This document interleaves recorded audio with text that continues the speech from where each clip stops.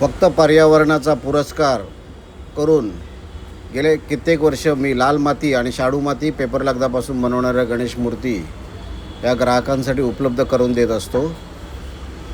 माझ्यासारखेच पर्यावरणवादी असणारे राणे काका एक नारळाच्या सालींना प्रक्रिया करून बनवलेल्या कोकोपीटपासून गणपती बनवतात. मालवणमध्येच त्यांचा हा गणपती कारखाना आहे, कुंभार मठ येथे. या शूटिंग दरम्यान त्यांनी कित्येक वेळा फोन केला, कारण त्यांच्या कारखान्याला भेट द्यायचीच होती. तर एकदा वेळ काढून त्यांच्या कारखान्याला भेट दिली आणि त्यांचा कारखाना बघितला, कशी त्यांची प्रक्रिया करतात. अतिशय सुंदर असं काम राणे काका करतात.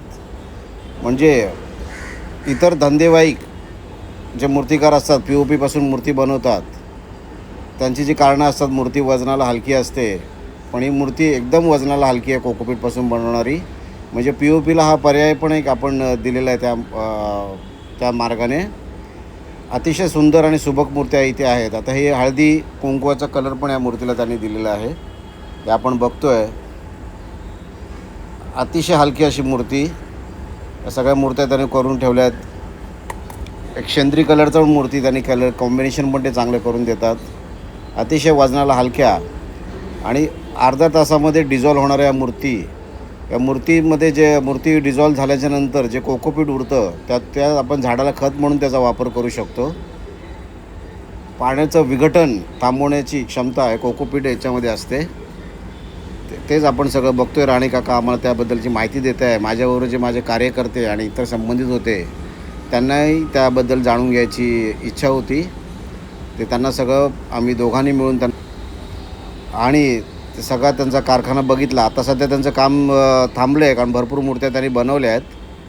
हे असं त्यांनी ब्रोचर्स पण केलेले आहेत. म्हणजे ते गणपती बाप्पाची त्यांनी डिटेल सगळी माहिती, कशापासून बनवतात, काय प्रक्रिया केली जाते, गणपतीचं आपण विसर्जन केल्याच्यानंतर त्याचं जे कोकोपीट राहतं त्याचा कसा वापर करावा आपल्या घरातल्या झाडफुलांसाठी, त्याची त्यांनी छान माहिती आम्हाला दिली. आपण बघताय इथे गणपतीच्या अत्यंत सुबक आणि सुंदर मूर्ती आपल्याला इथे पाहाव्यास मिळतात. आणि हे सगळं पाहून ही 3 फुटाची मूर्ती पण त्यांनी बनवली आहे. म्हणजे जे म्हणतात की मोठ्या मूर्त्या बनत नाही, त्यानंतर आम्ही जे कोकोपीटचा जिथे त्यांनी साठा केला आहे त्या ठिकाणी ते आम्हाला घेऊन गेले.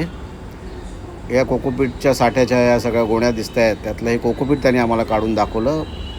आमचे कार्यकर्ते ते बघत आहेत, त्याच्याबद्दलची माहिती जाणून घेत आहेत. आम्ही दोघंही त्यांना ते माहिती सांगतो आहे, कोकोपीटचे फायदे आणि कसं काय.